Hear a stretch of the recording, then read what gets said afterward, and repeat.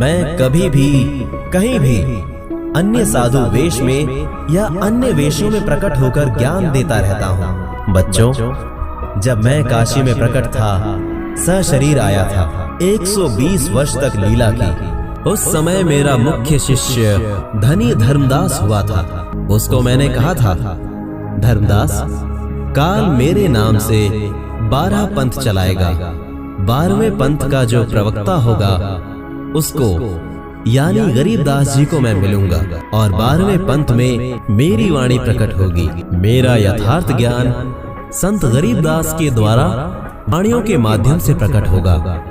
बालक गरीबदास को मैं ही सतलोक लेकर आया था, सर्व ज्ञान देकर पुनः मृत्यु लोक में वापस भेज दिया था। संत गरीबदास ने मेरी वाणी सही लिखी है, मेरी महिमा पूरी लिखी है। वो वाणी पुनः लिखी गई है।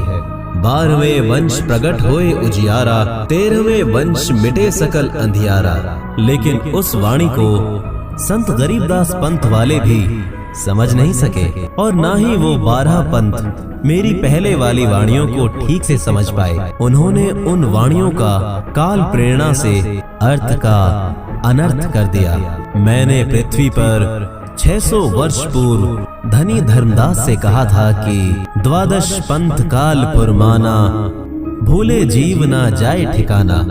12वें पंथ प्रगट होए बानी, शब्द हमारे की निर्णय ठानी। अस्थिर घर का मरम न पावे, ये 12 पंथ हम ही को ध्यावे।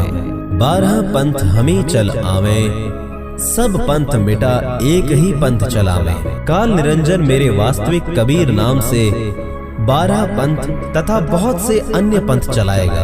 उसमें मेरी महिमा की वाणी पुनः प्रकट होगी। ये मेरे द्वारा ही किया जाएगा। उसी पंथ में आगे चलकर हम स्वयं ही आएंगे, सर्व पंथों को मिटाकर एक पंथ चलाएंगे। वीडियो को पूरा देखने के लिए फैक्टफुल डिबेट्स यूट्यूब चैनल पर विजिट करें।